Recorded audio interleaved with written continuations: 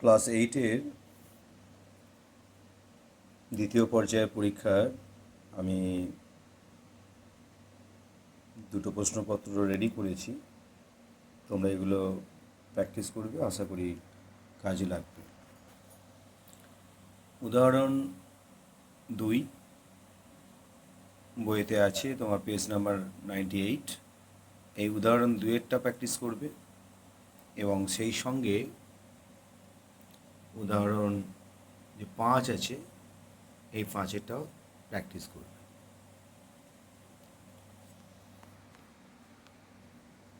তো উদাহরণ 2-এতে দেখো, এখানে বলেছে যে 7 দিনের খাবার আছে, যে খাবারটা 15 জন লোক খায়। তো সেখানে 21 জন চলে এসেছে, তাহলে যে খাবারটা আছে সেটা কতদিন চলবে। সমস্যাটা কী আছে না, বন্ধুর সংখ্যা 15 জন এবং সেটা বেড়ে হয়েছে 21 জন, কিন্তু খাবার আছে আমার কত দিনের, 7 দিনের খাবার মজুদ আছে। তো সেই খাবারটা কদিন চলবে।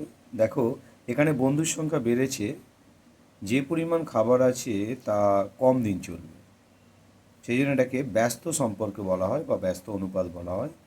ভগ্নাংশটা কী হবে, যেমন আছে তেমন থাকবে, অর্থাৎ 15-21।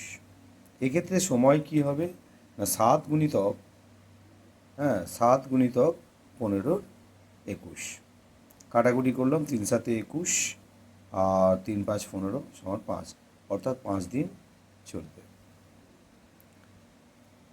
দ্বিতীয়টা অর্থাৎ উদাহরণ 5-এরটা দেখো, এখানে 24 জন লোকের 20 দিনের শস্য ছিল, কিন্তু বলছে যে 40 জন লোকের ওই খাবারটা কতদিন চলবে। সিমিলার অঙ্ক, দুটো প্রায় একই অঙ্ক।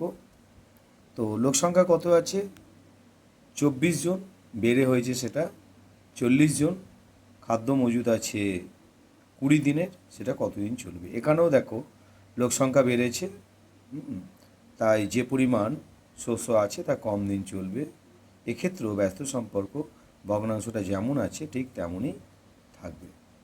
তাহলে সময় কত হবে, 20 গুণিতক ভগ্নাংশ, কাটাকুটি করো, 20 দ্বিগুণে 40, 12 দ্বিগুণে 24 সমান 12 দিন।